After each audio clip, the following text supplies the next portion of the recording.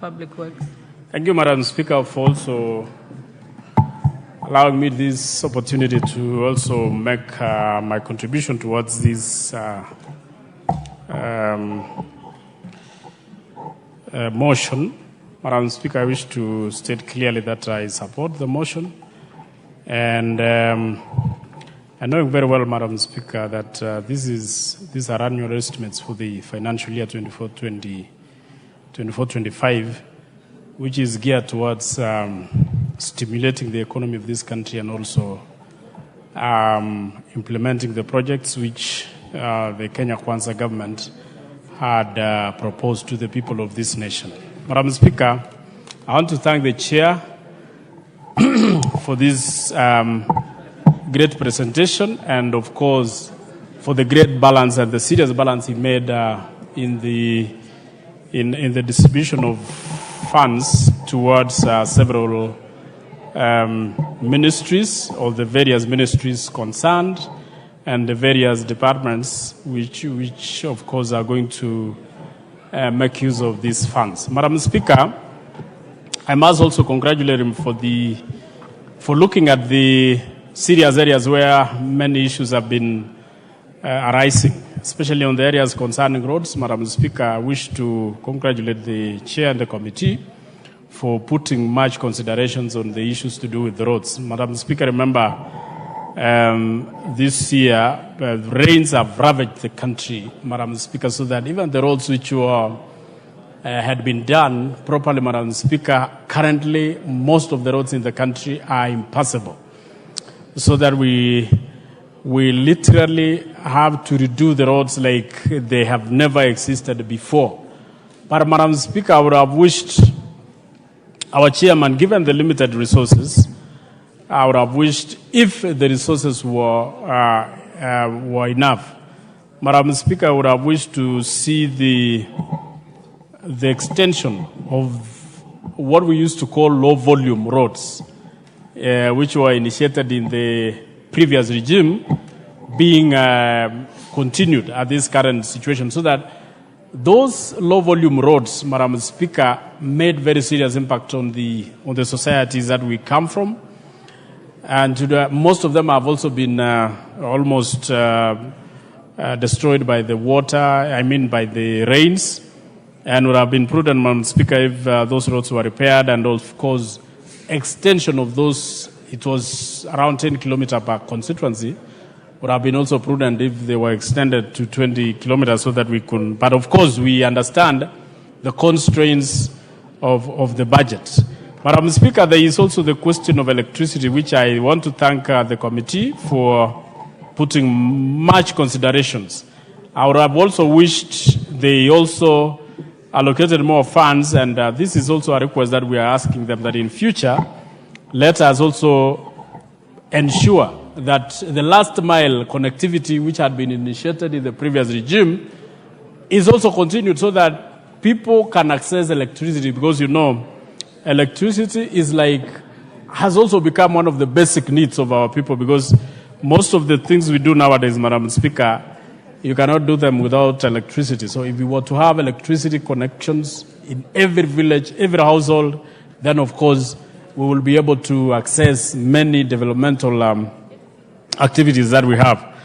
Madam Speaker, on the sector of education, Madam Speaker, and this was another area where we also had a discussion, I want to thank the committee and the chairman for their consideration of that sector.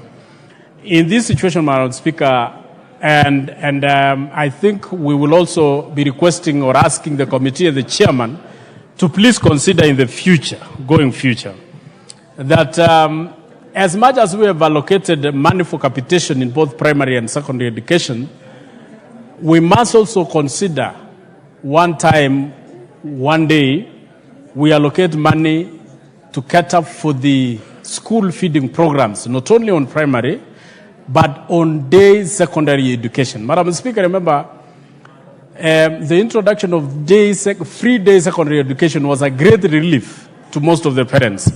And it had gone a long way in ensuring that many students who would have missed education because of the cost of education on secondary boarding schools, etc., Madam Speaker, when free day secondary education was introduced in this country, most of the children from the poor backgrounds have accessed education as we speak today, Madam Speaker. We have sent so many students to universities, we've sent so many students to colleges, and we have even sent so many students abroad who are the products of these day secondary schools.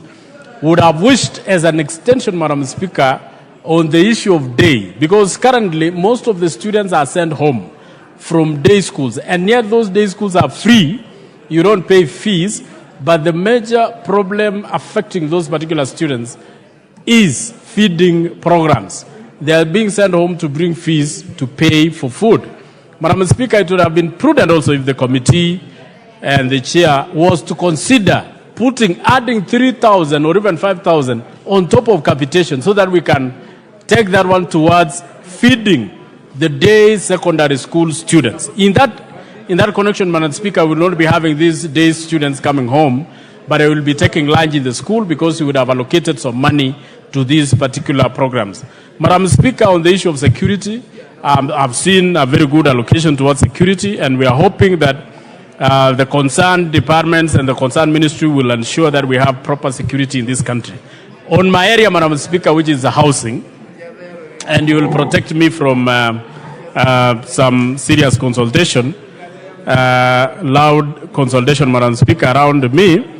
I would wish to thank the committee because they considered the proposals which were made towards this process, and especially from my committee.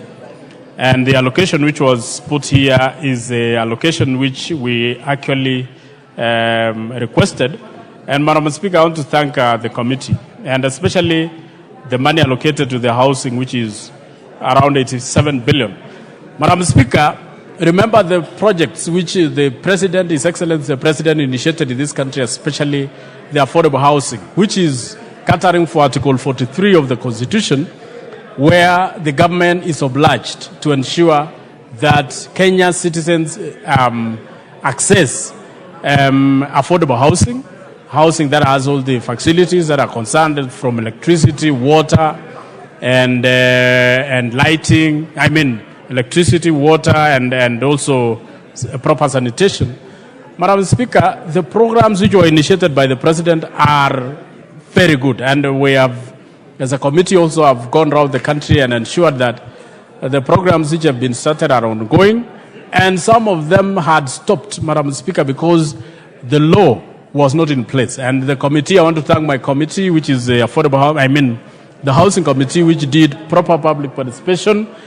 And in that public participation, Madam Speaker, we brought the law here, and this House passed the law, and the President assented to it, and which unlocked the access to these particular funds, which was the housing levy, Madam Speaker. In the current allocation, Madam Speaker, I want to tell this House and the nation that the levy which was collected can now be accessed by the State Department to build houses. And Madam Speaker, the 87 billion which has been allocated in this budget proposal, Madam Speaker, budget estimates, will mostly, around 90%, will go towards building affordable housing. And Madam Speaker, I want to say that among us the affordable housing projects the State Department are undertaking in this country, we as a committee also, we allowed them to access the billions of money which has been collected as a levy towards, apart from building affordable housing in towns, especially in major towns. They also do affordable housing in cities and in small towns in the constituencies. But the most important part of these projects, Madam Speaker, is the hostels. Because when we went around also the country, Madam Speaker, we realized that most of the parents who are sending students either to universities in Mombasa, in Kisumu, in Nairobi, the hostels in those universities, Madam Speaker, are few as compared to the number of students which are accommodated in those schools. And most of those students have to go and get houses outside the universities. And there are two factors in getting houses out or accommodation out of the university, Madam Speaker. One, insecurity. Two, the cost of those houses. So the building of hostels in our universities and colleges, Madam Speaker, will bring down the prices of accommodation to our students, so that parents, when they are sending their students either to the far areas, they will not be paying a lot of money towards accommodation. Madam Speaker, I want to say this budget estimates will help in helping. In making a reality the proposals or the promises which were made to the people of this country, and we are hoping that it is going to be implemented properly. And of course, Madam Speaker, the last part, which I think is towards also water, and water is one of the most fundamental factor in our lives, Madam Speaker, and most of us, the water the rain which actually ravaged the country, Madam Speaker, if you were to ask anybody in this house, Madam Speaker, no water was saved. The rainwater that happened in this country, Madam Speaker, because there were no dams, there were no proper storages.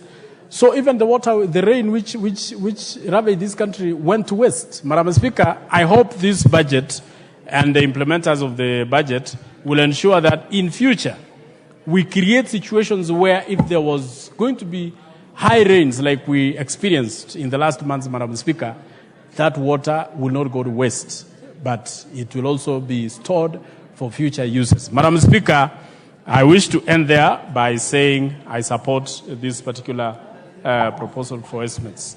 Thank you, Madam Speaker.